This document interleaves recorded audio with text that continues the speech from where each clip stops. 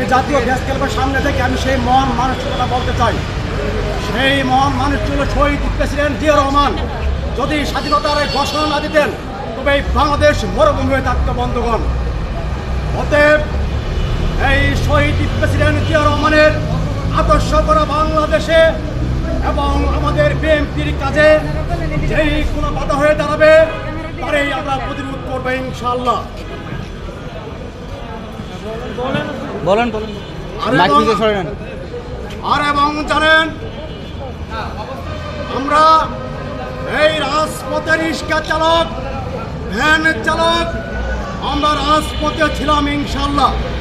আমাদের অনেক রিক্সা চালক ভাই ঠ্যাঙ্গে গুলি খেয়েছে এবং আহত হয়েছে, তারপরও আমরা রাজপথ ছাড়ি নাই ইনশাআল্লাহ।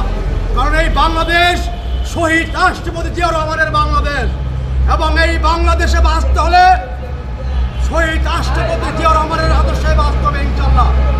তবে আমি বলতে চাই, এখন আমরা এই রাজপথে ছিলাম, আমার অনেক রিক্সা চালক ভাই ব্যথা পেয়েছে, আহত হয়েছে, আমরা নিহত হয়েছে, আমরা দুর্দিনে ছিলাম। এখন সুদিনে যারা মামা খালু আসতে চা তাদের আমরা আসতে দিব না, এবং তাদের আমাদের পরিবেশে উঠা নিষেধ করে দিলাম, আমাদের নিষেধ করে দিয়েছে। কিন্তু আমি জানতে চাই জনাব বিএনপির মাননীয় চেয়ারম্যানের কাছে আমি জানতে চাই আমাদের তারা কেন নিষেধ করলো। কারণ আমরা রাজপথে ছিলাম, আমরা রাজপথে অনেক মার খেয়েছি, অনেক লাঠি টর্চারিং খেয়েছি, ওই দিনও আমরা ছিলাম। এখন সুদিনে পরিবেশে আমরাও থাকবো ইনশাআল্লাহ, কিন্তু আমাদের পরিবেশে কেন ঢুকতে দেয় না আমি সেই প্রশ্ন জানতে চাই,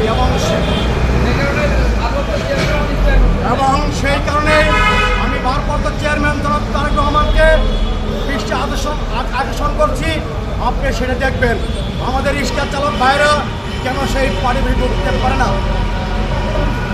আচ্ছা, ঠিক আছে।